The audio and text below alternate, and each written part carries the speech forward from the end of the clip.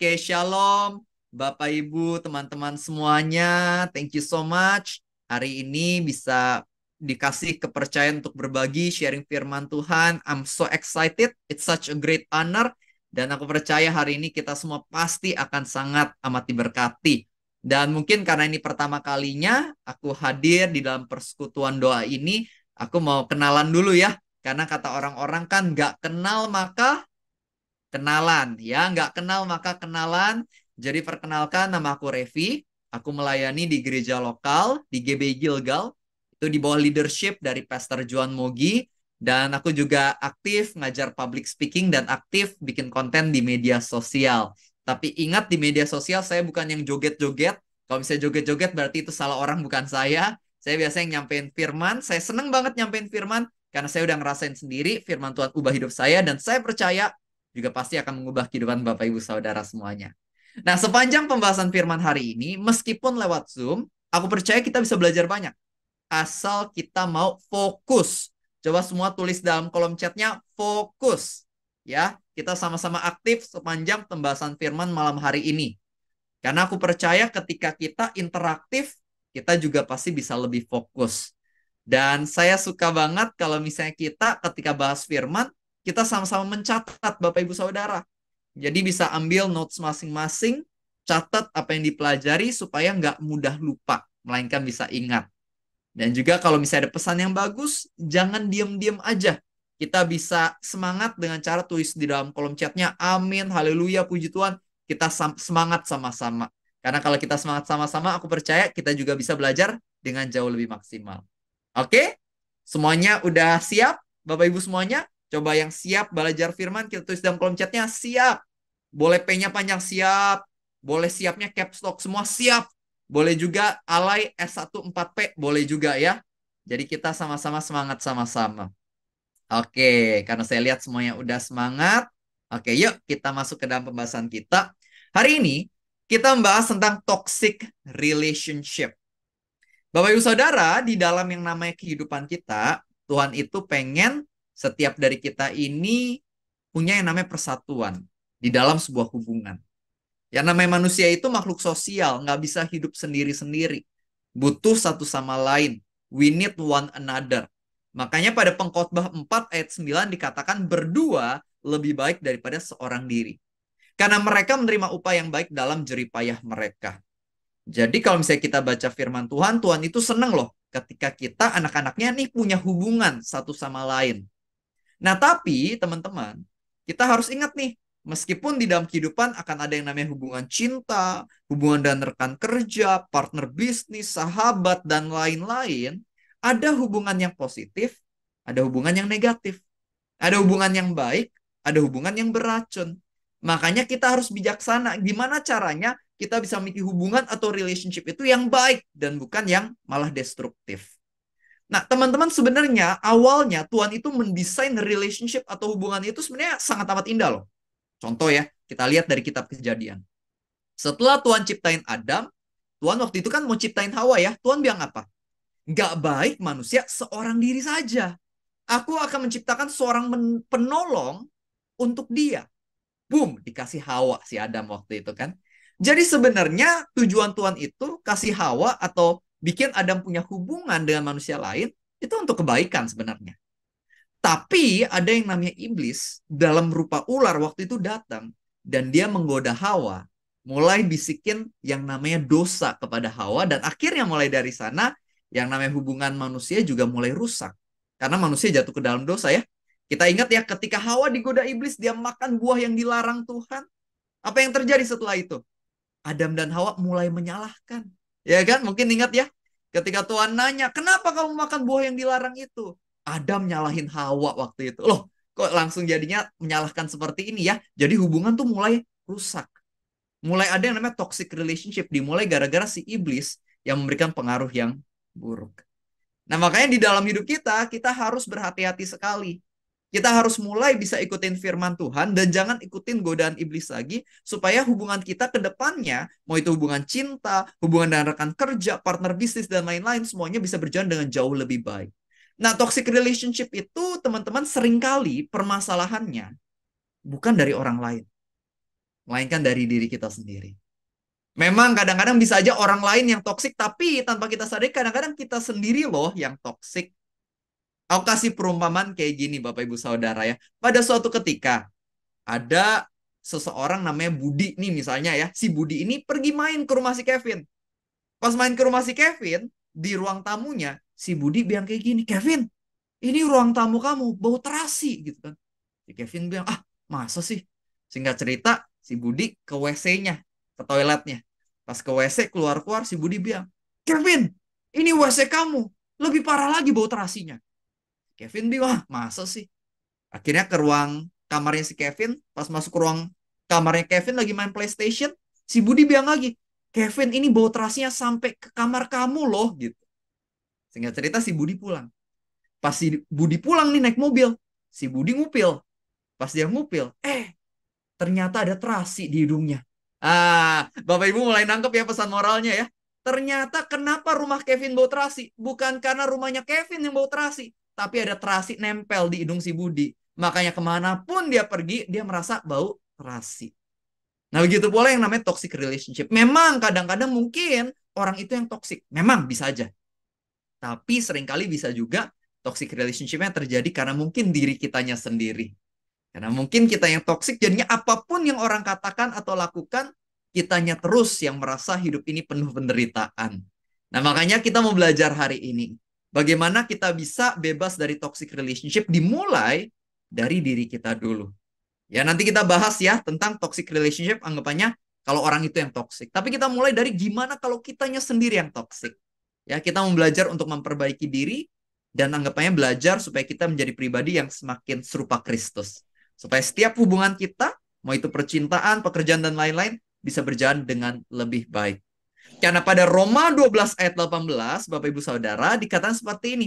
Sedapat-dapatnya, kalau hal itu bergantung padamu, bukan bergantung pada orang lain, tapi bergantung padamu, hiduplah dalam perdamaian dengan semua orang. Jadi relationship yang baik dimulai dari diri kita sendiri dulu ya. Oke. Nah, jadi hal pertama nih supaya kita bisa menjadi pribadi yang semakin benar, punya hubungan sama Tuhan, Bapak Ibu Saudara. Itu kunci terutama. Kita nggak bisa berubah dengan kekuatan kita sendiri. Kita nggak bisa dari toxic relationship jadi healthy relationship dengan kekuatan sendiri, nggak bisa. Kita butuh pertolongan Tuhan. Pada Yohanes 8 ayat 12, Tuhan Yesus bilang gini, Akulah terang dunia. Barang siapa mengikut aku, dia tidak akan berjalan di dalam kegelapan, melainkan dia akan memiliki terang hidup. Jadi kunci yang pertama, kita harus melekat sama Tuhan. Kalau kita melekat sama Tuhan, lama-lama hati kita jadi kayak Tuhan. Karakter kita jadi kayak Tuhan. Perkataan kita, tindakan kita jadi kayak Tuhan. Dimulai sama hubungan sama Tuhan. Makanya penting banget sehari-hari kita doa, baca firman, mulai dari dua hal itu. Coba kita lihat wajah teman-teman semuanya di Zoom, kita lihat satu-satu. Ini wajah-wajah yang sehari-hari saat teduh atau bolong-bolong nih saat teduhnya kira-kira Bapak Ibu Saudara. Puji Tuhan. Kalau aku sih ngerasanya sih feel-nya ini yang rajin-rajin nih saat teduhnya ya. Nggak tahu ya, feeling mungkin bisa salah, tapi itu feel aku sih ya. Jadi kita rajin-rajin ya saat teduh ya. Jadi penting banget loh kita doa. Ketika kita doa, kita curhat aja sama Tuhan. Apa yang kita rasain, kita alamin. Godaan dosa yang muncul. Ceritain sama Tuhan apa yang terjadi. Minta pertolongan Tuhan. Aku kasih sedikit pengalaman aku. Aku pernah waktu itu pas sarapan pagi lagi makan bakmi sama orang tua aku. Dan habis itu terjadi perselisihan pendapat. Mamahku nadanya mulai tinggi. Aku nadanya mulai tinggi. Mulai intens ya percakapannya. Konfliknya mulai membara. Nggak cerita, habis kayak gitu ya aku udah bete, kesel, udah aku emang harus berangkat juga, jadi ya udah aku pergi gitu kan, aku nyetir mobil pergi. Di tengah perjalanan aku masih bete banget tuh di dalam hati, aku masih merasa aku benar, mamaku salah. Nah ketika lagi nyetir di situ, aku doa sama Tuhan, aku doa, aku cerita apa yang lagi terjadi nih, bagaimana aku sama mamaku ini ada perdebatan panas dan aku merasa aku yang benar. Di tengah itu semua aku merasa Roh Kudus bilang ke aku gini, Revi, kamu telepon mama sekarang, kamu minta maaf sama mama. Nggak peduli siapa yang benar, siapa yang salah, kamu minta maaf. Buat aku nggak mudah. Tapi ya udah Tuhan yang suruh. Telepon. Nih, sorry ya, tadi aku udah marah-marah. Terus mama aku bilang, ya udah nggak apa-apa. Ya, it's okay, nggak apa-apa. Sama, mama juga minta maaf. Terus udah, hubungan terjaga. Hubungan tetap baik. Gara-gara apa? Ketika aku berdoa, di situ Roh Kudus berbicara. Dan ketika aku taat, hubungan juga terjaga. Hubungan bisa lebih baik. Nah, ini sedikit contoh aja Bapak Ibu Saudara.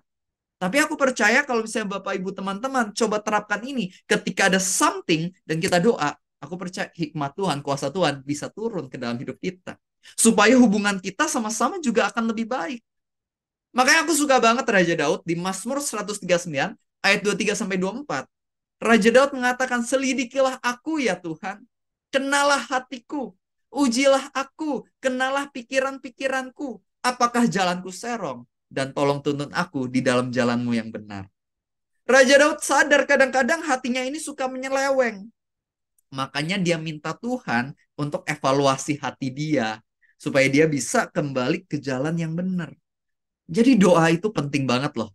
Supaya kita bisa lebih bijak, lebih benar, supaya kita bisa membangun hubungan yang lebih baik. Oke, jadi yang pertama doa. Yang kedua apa? Yang kedua adalah baca firman. Di 2 Timotius 3 ayat 16 sampai 17 dikatakan, segala sesuatu yang diilhamkan oleh Tuhan alias firman Tuhan bermanfaat untuk mengajar, menyatakan kesalahan, mengoreksi kelakuan, dan mendidik orang-orang di dalam kebenaran, supaya tiap-tiap kepunyaan Tuhan dapat diperlengkapi untuk melakukan pekerjaan baik. Jadi ternyata kuncinya apa? Baca firman sehari-hari. Sering banget Bapak Ibu Saudara, ketika misalnya nih, aku lagi serakah-serakahnya. Pas baca Alkitab, eh tiba-tiba ada ayat di Lukas yang mengatakan, berjaga-jagalah dan waspadalah terhadap segala ketamakan. Pas baca ngena. Jadi tersadar lagi, iya juga ya, aku sama ini serakah. Aku nggak mikirin teman-temanku. Jadi tersadar lagi tuh. Contoh lain. Pas lagi benci, pahit sama orang, karena mungkin orang itu udah jahat sama aku, baca Alkitab, ada firman Tuhan yang bilang, ampunilah orang yang bersalah, karena Tuhan sudah terlebih dahulu ampuni kamu. Pas baca, ngena juga. Iya juga ya. Tersadar lagi. Pas lagi mulai mengeluh, firman Tuhan, Filipi dibilang apa? Lakukan segala sesuatu dengan tidak mengeluh dan tidak berbantah-bantah. Oh iya ya, jadi tersadar lagi. Jadi mulai melayani orang, melayani teman, pasangan, nggak ngeluh lagi, tapi bisa sambil sukacita. Karena diingetin firman Tuhan. Berkali-kali aku alami Bapak Ibu Saudara. Jadi sama dalam kehidupan Bapak Ibu teman-teman, baca deh Alkitab setiap hari. Mau ngerti, nggak ngerti, baca aja.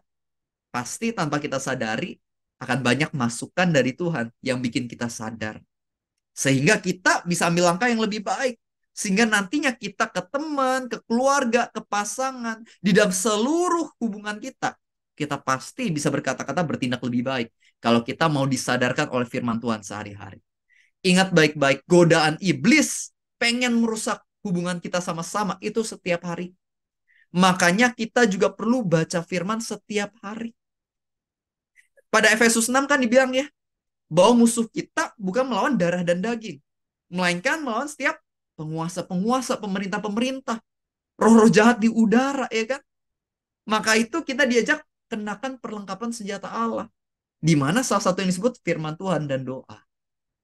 Jadi ingat ya, musuh kita itu bukan pasangan kita, teman kita, partner kerja kita. Mereka tuh bukan musuh sesungguhnya. Musuh sesungguhnya tuh iblis yang mau merusak hubungan kita sama sesama. Makanya supaya hubungan kita sama-sama nggak rusak, dimulai dari diri kita dulu nih harus benar. Dan cara ya doa baca firman supaya kita bisa dilindungi kebenaran firman Tuhan. Ada amin? Yang amin yuk kita tulis dalam kolom chatnya ya. Amin, amin, amin. Boleh aminnya panjang, boleh caps lock semua, boleh ya. Kita semangat. Amin. Kita aktif sama-sama. Oke. Jadi yang pertama kita harus punya hubungan sama Tuhan Yesus dulu. Nah yang kedua apa? Kita harus perhatikan karakter Kristus. Ya, jadi kita harus ikutin juga teladan yang Tuhan Yesus udah kasih lewat firman-Nya. Jadi ada karakter-karakter yang Tuhan pengen buat kita pelajari, perhatikan, dan usahakan dalam hidup kita. Tuhan akan berikan kita kuasanya, tapi kita juga harus punya niat atau ambil putusan untuk mau berubah di karakter-karakter ini. Nah, yang pertama, karakter yang harus kita punya adalah kesabaran. Pada Amsal 16 ayat 32 dikatakan, bahwa orang yang sabar itu melebihi pahlawan. Orang yang mampu menguasai diri lebih hebat dari orang yang menguasai kota-kota. Ini kesabaran itu penting banget. Nah, di dalam hidup ada yang namanya gini, aksi, interpretasi, reaksi. Aksi berbicara apa yang orang lain lakukan ke kita. Apa yang pasangan kita, keluarga kita, teman kita lakukan ke kita. Kita nggak punya kontrol. Kadang-kadang aksi orang lain mungkin menyebalkan. Tapi kita punya pilihan di bagian interpretasi.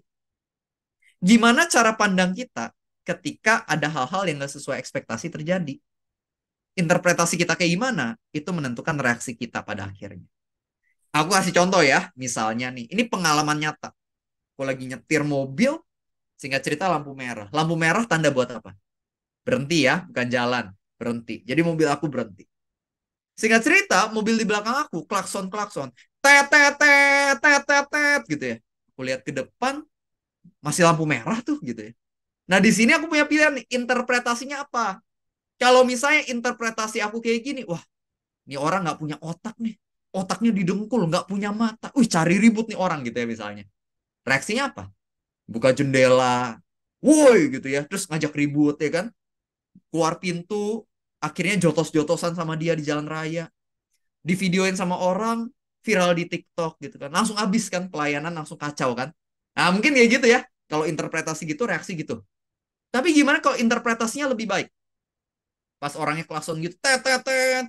Terus aku mikirnya kayak gini. Mungkin dia punya anggota keluarga lagi di rumah sakit, dia lagi buru-buru mungkin. Ya udahlah, biarin aja. Akhirnya reaksi aku gimana? Bisa tenang aja di mobil. Dengerin lagu aja, nyanyi nyembah Tuhan di mobil, nyantai. Lanjutin perjalanan yang baik, nyampe tempat tujuan tepat waktu. Udah aman semuanya. Nah, ini sedikit contoh aja bagaimana interpretasi kita itu menentukan. Interpretasi yang tepat itu bukan berarti tebakan kita benar ya. Melainkan interpretasi yang tepat maksudnya adalah kita bisa tetap berpikir positif. Walau apa yang terjadi nggak sesuai yang kita pengen. Di dalam hubungan bakal banyak terjadi, anggapnya orang mengatakan melakukan hal-hal yang mungkin nggak sesuai ekspektasi kita. Contoh, saya sama pasangan saya. Pasangan saya kadang-kadang balas chat tuh lama. Kadang-kadang bisa berjam-jam, 5 jam nggak dibalas gitu. Nah, biasanya saya suka punya interpretasi yang mungkin kurang tepat. Kadang-kadang saya mikir, wah, saya dilupakan, dia nggak peduli saya. Muncul loh kayak gitu. Tapi habis itu Roh Kudus ingetin saya, interpretasi yang benar. Oke, oke, saya mikir lagi. Mungkin aja dia lagi kerjain tugas, lagi sibuk ngejar deadline, jadi belum sempat megang HP. Mungkin kayak gitu. Ininya gimana? Kalau interpretasi lebih tepat, pas dia udah bales, saya nggak ngajak ribut, nyantai aja. Hubungan terjaga. Contoh deh, baru aja hari ini. Tadi pasangan saya ada kasih masukan gitu. Ada kasih masukan, muncul kan di kepala saya, wah ini cerewet banget gitu ya, muncul kayak gitu. Tapi habis itu Roh Kudus ingetin, interpretasi tepat. Mikir lagi, oh dia ini bukan cerewet, bukannya nyebelin, justru dia sayang sama aku, makanya dia kasih masukan. Nah, ketika interpretasi tepat, aku bisa bilang thank you ya buat masukannya. Nah, contohnya kayak gitu ya Bapak Ibu Saudara. Ketika kita interpretasinya tepat, kita sabar, di situ hubungan bakal terjaga, hubungan bisa sehat, bisa baik. Gitu. Jadi makanya kuncinya adalah ayo jadi orang yang sabar, punya interpretasi yang tepat, teman-teman. Satu contoh lagi soal kesabaran. Ini true story. Saya pernah dengar, ini menginspirasi saya banget. Waktu itu ada orang India. Orang India ini waktu itu kerja di Amerika. Dia kerja di sebuah toko karpet. Dan singkat cerita, datang seorang customer. Datang marah-marah, komplain-komplain.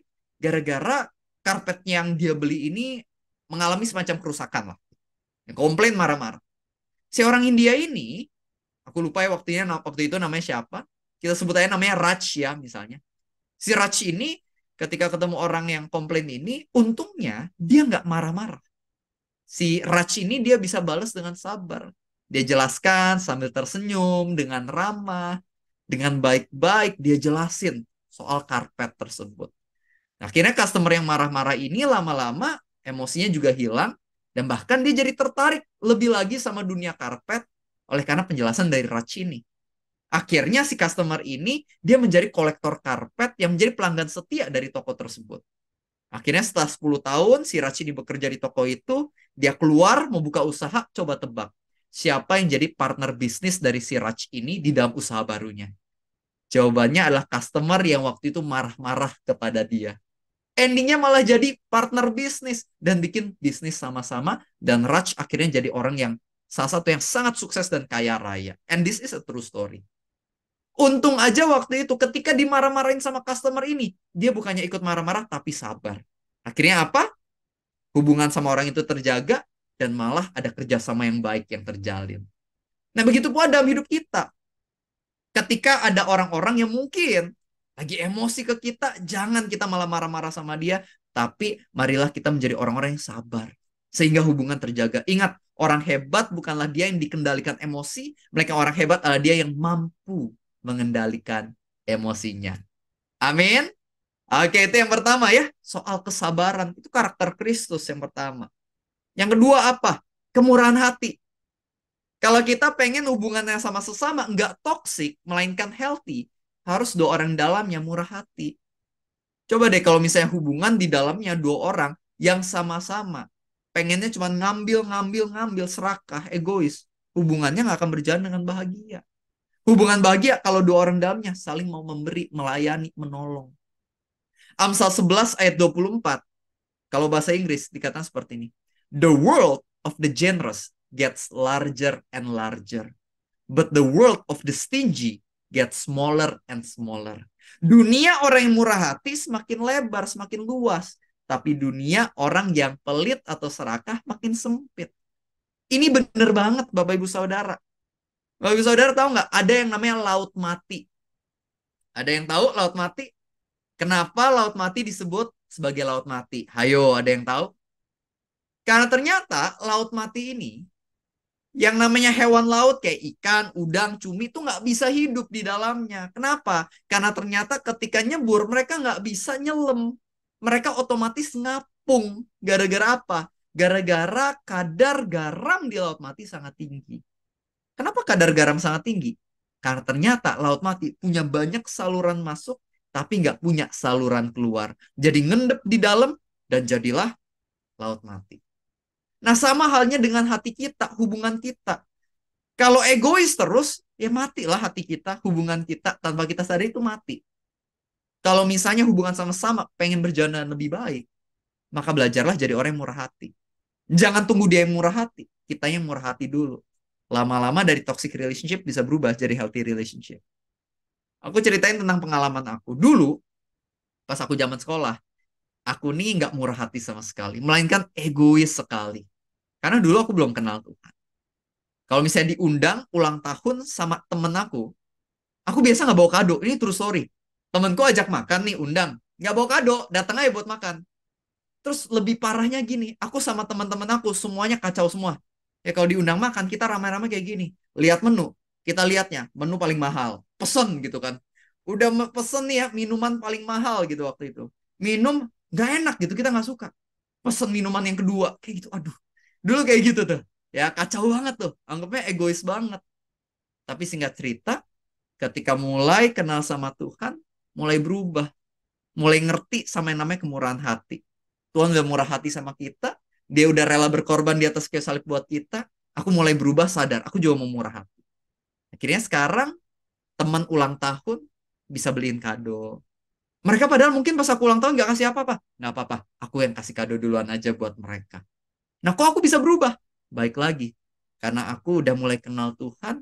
Karakternya lama-lama nepak juga ke aku. Nah, sama halnya dengan Bapak Ibu Saudara teman-teman. Kalau hubungan dengan sama mau lebih baik, mulai murah hati. Mulai deh, sama mungkin sama teman-teman, sama sahabat, sama pasangan. Beliinlah minuman kesukaannya, makanan kesukaannya. Nggak ada angin, nggak ada apa, beliin kado lah. Kasih pertolongan lah tanpa diminta, punya inisiatif. Pasti tanpa kita sadari, lama-lama hubungan kita sama orang itu bakal jadi lebih baik. Ada amin? Yang amin yuk kita tulis dalam kolom chatnya. Yes, yes, yes. Gitu ya. Kita sama-sama aktif supaya kita balik lagi fokusnya. Oke?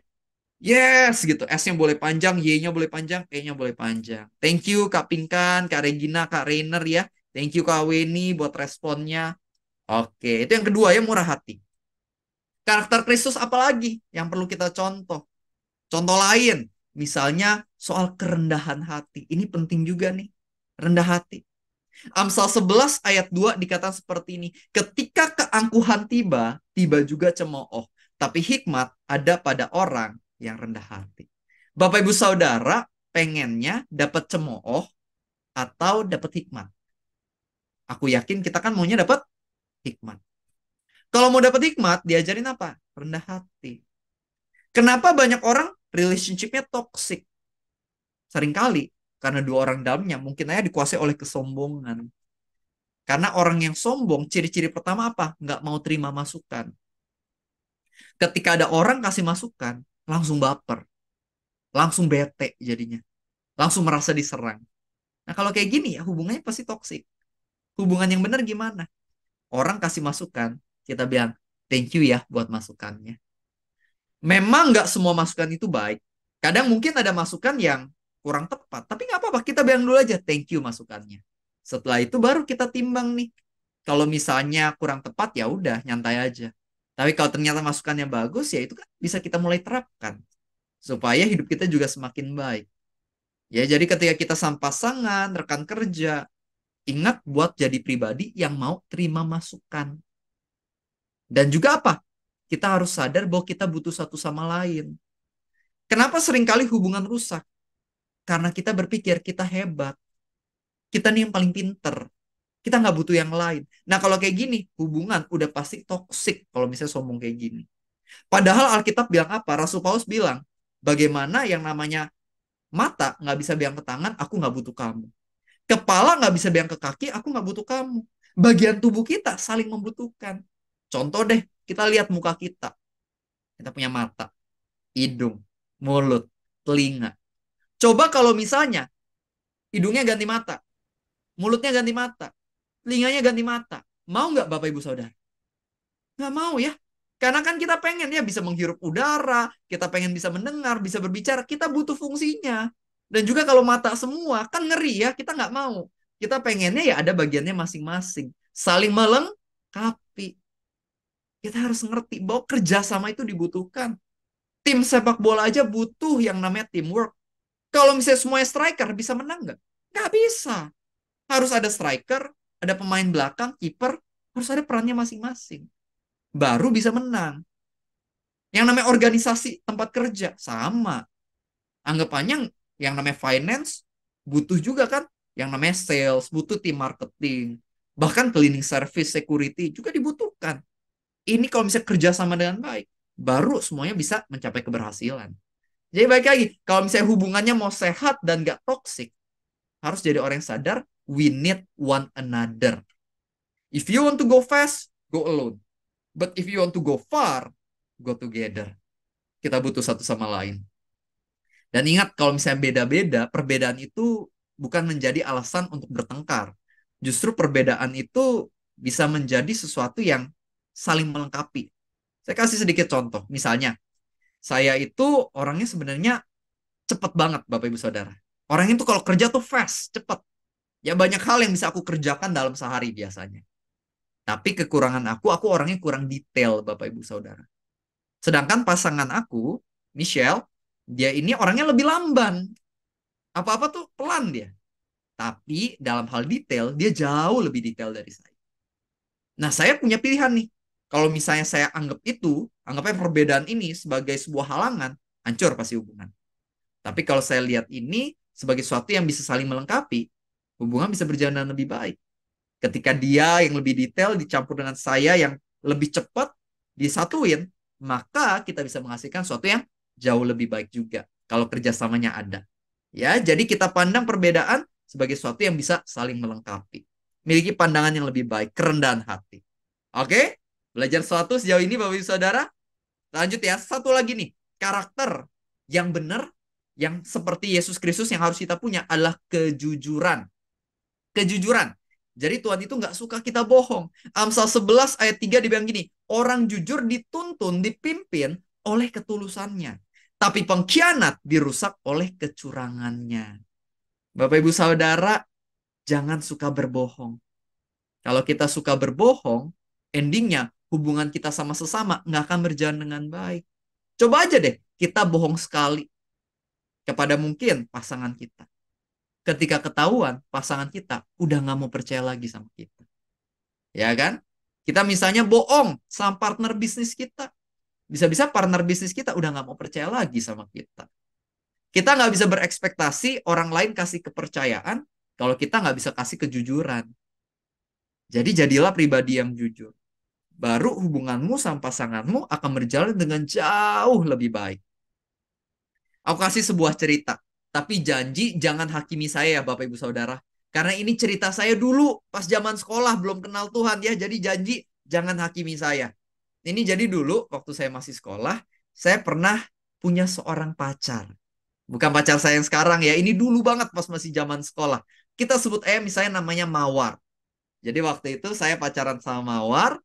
Dan habis itu si Mawar, tapi di tengah saya pacaran sama Mawar, saya punya temen deket seorang wanita. Kita sebutnya namanya Melati ya. Jadi Mawar suka nanya, kamu lagi chattingan sama siapa aja baby gitu. Terus aku bilang kan, oh ya sama si ini, si ini, si ini. Dan ada si Melati juga gitu. Jadi nama Melati ini sering muncul. Lama-kelamaan, si Mawar nggak seneng. Dia cemburu. Dia bilang, kamu pokoknya udah nggak boleh chattingan sama si Melati. Dia bilang gitu. Akhirnya saya bilang ke si Melati, Melati, si Mawar nggak seneng nih kalau kita chattingan terus. Oleh sebab itu, mulai hari ini, kalau kita chattingan, jangan bilang siapa-siapa ya. Wih, kayak gitu loh Bapak Ibu Saudara. Ini zaman dulu ya, bukan sekarang ya. Ini zaman dulu, kayak gitu ya. Jadi yang ngapain bohong-bohong tuh waktu itu. Nah, singkat cerita berjalan tuh berapa bulan. Hingga suatu hari tiba-tiba, si Mawar sambil nangis-nangis, dia bilang ke saya, kamu bohong sama aku. Ih, kaget kan? Ya kenapa gitu? Aku tanya kan, ya ada apa? Dia bilang, pikir aja sendiri. Aduh, bingung kan, pikir aja sendiri. Maksudnya apa gitu kan? Akhirnya aku mikir-mikir, wah kayaknya Melati nih gitu kan. Ya aku bilang, kamu marah gara-gara kamu tahu ya aku chattingan sama Melati. Terus dia bilang gini, enggak, bukan hal itu. Waduh, di sana aku sadar sekarang masalahnya double. Udah ada masalah plus dia tahu aku chattingan sama Melati gitu ya. Nah, aku nggak tahu deh waktu itu gimana cara selamatnya ya Bapak Ibu Saudara. Tapi intinya apa? Intinya ketika nggak jujur, bohong, hubungan hancur berantakan. Nah, makanya penting banget ya kejujuran dalam hidup perlu kita biasakan. Ya, itu beberapa hal yang bisa kita pelajari tentang karakter. Ketika karakter kita serupa Kristus, kita bisa terhindar dari toxic relationship. Tentu kita mencari orang-orang yang benar karakternya, tapi dimulai dari kita dulu yang benar karakternya. Oke? Nah, sekarang tadi kan kita udah belajar ya bagaimana kita harus memperbaiki diri. Nah, sekarang kita juga harus belajar memperbaiki pergaulan. Memang ada beberapa hubungan yang anggapnya mau nggak mau kita akan selalu punya. Misalnya sama suami atau istri kan kita udah nggak bisa cerai. Kalau misalnya yang namanya keluarga inti gitu ya, ayah, ibu, adik, kakak, itu kan anggap aja ya, kita nggak bisa lepas gitu, karena itu kan keluarga. Tapi kalau yang namanya teman atau masih pacar, ya tentu itu kan sebenarnya kita masih punya pilihan ya. Anggapannya mau bergaul sama mereka atau enggak, itu kan pilihan. Jadi bijaksana ya. Ada beberapa hubungan yang mungkin ya mau nggak mau kita akan terus ada di situ karena itu udah keluarga. Tapi ada yang mungkin ini anggapannya statusnya masih teman atau pacar, itu sebenarnya ya kita masih bisa pilih dan pilihlah dengan bijaksana. Oke, jadi yang pertama yang harus kita tahu ada seperti ini. Pada 1 Korintus 15 ayat 33, Tuhan tuh udah ngomong, jangan sesat. Pergaulan yang buruk merusak kebiasaan yang baik. Jadi kita harus bijaksana nih. Kalau kita udah tahu pergaulan ini terus-menerus merusak hidup kita, jangan kita terusin. Ya ingat, ini kalau misalnya teman atau pacar ya, kita jangan terusin. Misalnya, teman kita terus ngajakin kita jatuh ke dalam dosa. Gara-gara bergaul sama dia, kita judi terus. Gara-gara bergaul sama dia, misalnya kita jadi mabuk-mabukan terus. Ya jangan diterusin. Saya punya seorang teman. Dulu hidupnya itu dikuasai sama dosa nafsu. Bahkan hidupnya bisa bilang rusak karena dosa nafsu.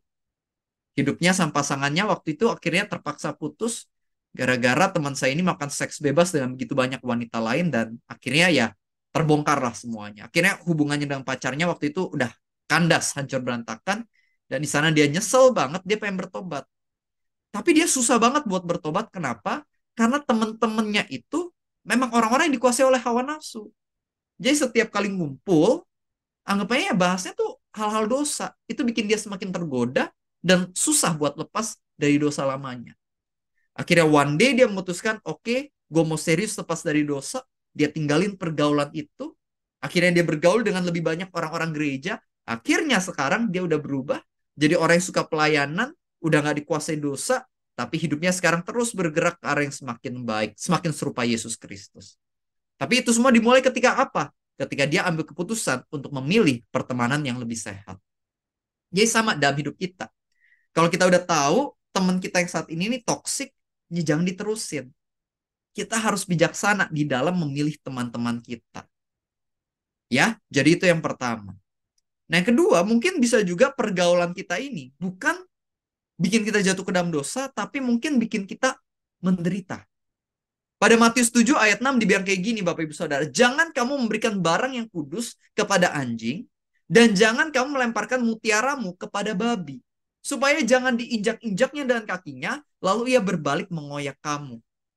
Ya Tuhan lagi ingetin kita nih, kalau misalnya ada hubungan yang bikin kita ini hidupnya menderita, ya kita harus pertimbangin lagi. Misalnya, kamu punya seorang teman atau mungkin seorang pacar ya, kalau misalnya pacar ya, kalau suami istri udah nggak bisa pisah, tapi kalau misalnya pacar atau teman, misalnya ada yang maki-maki kamu, mukulin kamu, terus nipu kamu, mencuri dari kamu. Nah ini kan anggapannya ya kita harus bijaksana juga. Jangan terus biarkan diri kita diinjak-injak. Kita harus bijaksana juga. Ambil keputusan, oke, aku udah nggak bisa sama dia. Ya tapi ingat ya, ini kalau hubungannya masih teman. Nah tapi kan sekarang pertanyaan kita kan gini ya, gimana kalau hubungannya ini sama suami atau istri yang katanya udah nggak boleh cerai? Anggota keluarga, ayah dan ibu kan kita nggak bisa ganti ayah ibu kita atau mungkin anak-anak kita, adik kakak kita. Anggapnya ini kan udah hubungan oleh karena darah, anggapnya nggak bisa lepas, itu gimana? Nah kita harus ingat ya, di dalam hidup kita, apa yang mustahil bagi manusia masih sangat mungkin bagi Tuhan. Mungkin rasanya kita nggak bisa ubah mereka, tapi Tuhan bisa ubah mereka lewat kita. Aku mau kasih sedikit kesaksian sebagai penutup. And this is a true story.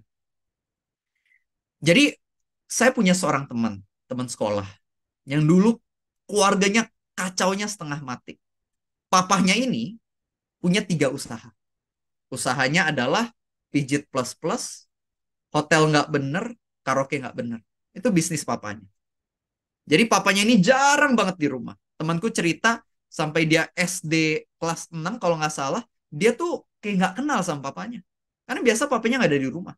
Kalau papanya pulang itu cuma buat marah-marah, ribut sama mamahnya, habis itu pergi lagi. Jadi jarang banget di rumah. Hidupnya benar-benar kehidupan malam. Dan mamahnya ini juga anggapnya depresi karena suaminya kayak gitu. Akhirnya melampiaskan amarahnya kepada teman saya yang masih kecil waktu itu. Jadi keluarganya ini broken sekali. Tapi singkat cerita, Tuhan mulai beracara di dalam hati dari mamahnya. Sedikit demi sedikit, mamanya ikut kebaktian gereja, mulai kenal Kristus di sana. Akhirnya dia mulai belajar untuk mendoakan suaminya yang hidupnya nggak benar itu. Akhirnya pada suatu hari sih, mamanya ini beli sebuah buku judulnya Heaven is for Real. Dan dia taruh di sebelah ranjang dari suaminya. Sehingga cerita suaminya pada suatu hari ngelihat buku itu, padahal biasanya suaminya nggak pernah baca buku, tapi entah kenapa di hari itu dia tertarik. Dia ambil bukunya, dia buka, dia baca. Pas dia baca, apa yang tertulis di buku itu nancap di hatinya. Dan mulai dari sana, dia mulai percaya Yesus Kristus, dan dari sana pemulihan mulai terjadi di dalam hidup dari sang ayah tersebut. Akhirnya sedikit demi sedikit, karakternya mulai berubah. Dia mulai tinggalin bisnis-bisnisnya yang nggak benar itu. Akhirnya dia tinggalin bisnis yang nggak benar, dia mulai ganti, anggapnya ke bisnis-bisnis yang lebih sehat, yang lebih baik. Dia mulai perhatian sama keluarga. Dia mulai aktif di gereja. Dan hari ini, detik ini, satu keluarga ini, mereka aktif banget pelayanan. Sang ayah, dia pelayanan tuh udah di berbagai macam pelayanan. Pelayanan parkir ada, pelayanan security ada, pelayanan di sekolah minggu ada, pelayanan penjara ada, pelayanan pembangunan gereja ada. Di semua pelayanan ada. Istrinya juga suka kasih konsumsi segala macam, memberi ke orang-orang susah di gereja. Anaknya jadi pemimpin youth di gereja, luar biasa. Satu keluarga dipulihkan Tuhan, satu keluarga jadi sungguh-sungguh melayani Tuhan. Yang dulunya broken diubah Tuhan jadi pelayan-pelayan yang dahsyat. And this is a true story. Jadi aku nggak tahu, mungkin setiap dari kita ada yang punya broken relationship, toxic relationship. Mungkin sama pasangan, sama mungkin sama saudara, aku nggak tahu. Nah, rasanya udah mustahil. Tapi aku percaya nggak ada yang mustahil. Kalau keluarga dari temanku aja yang udah parah banget waktu itu bisa dipulihkan Tuhan, dipakai Tuhan, aku percaya setiap relationship kita pun bisa kok dipulihkan Tuhan. Kuncinya apa? Kita mau berdoa, kita mau jadi teladan, kita terus mau menyampaikan firman yang baik. Aku percaya one day miracle will happen. Amin.